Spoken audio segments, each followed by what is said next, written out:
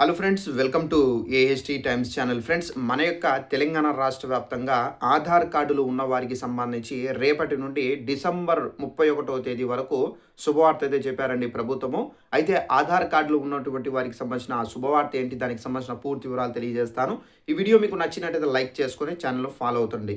ఇక వివరాల్లోకి వెళ్ళినట్లయితే మన యొక్క తెలంగాణ రాష్ట్ర వ్యాప్తంగా ఆధార్ కార్డు వినియోగదారులకు సంబంధించి కేంద్ర ప్రభుత్వం అయితే అదిరిపోయే తీపి కబురు అయితే అందించారు.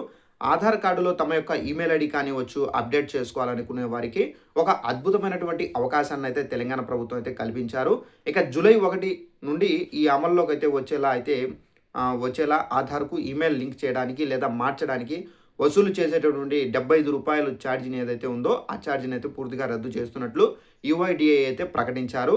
ఇక ఈ ఉచిత సేవ నిరంతరాయంగా కాకుండా పరిమిత కాలానికి మాత్రమే అందుబాటులో ఉంటుందని చెప్పేసి ఇక్కడైతే చెబుతున్నారు. అంటే మనకు ఈ నెల నుండి డిసెంబర్ 31, 2026 వరకు మాత్రమే ఈ అవకాశం అయితే ఉంటుంది. ఎవరైనా తమ యొక్క ఆధార్ కార్డులకు సంబంధించినటువంటి ఈమెయిల్ ఐడి కానివచ్చు, అలాగే ఒక కొత్త ఈమెయిల్ ఐడి, అలాగే మనకు పాత ఈమెయిల్ ఐడి ఏదైతే ఉందో అది మార్చుకోవడానికి కూడా ఏదైతే ఉందో, సో దానికి సంబంధించి మీరు ఇక్కడ నుండి రూ. 75 ఏదైతే ఉందో వసూలు చేయరండి. ఇక మనకు డిసెంబర్ 31వ తేదీ వరకు ఈ అవకాశం అయితే ఉంది.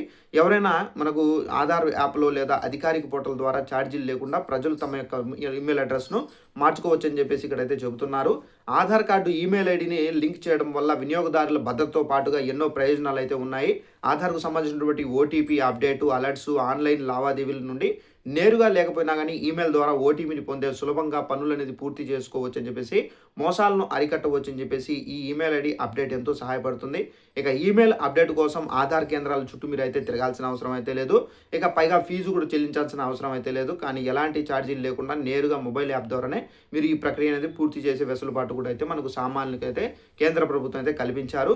సో ఇదండి మనకు ఉన్నటువంటి ఇన్ఫర్మేషన్. డిసెంబర్ 31వ తేదీ వరకు మనకి రూ. 75 ఏదైతే ఉందో ఈ ఛార్జీ అనేది మీరు కట్టాల్సిన అవసరం అయితే లేదండి. ఈ వీడియో మీకు నచ్చినట్లయితే లైక్ చేసుకొని ఛానల్ను ఫాలో అవుతానండి.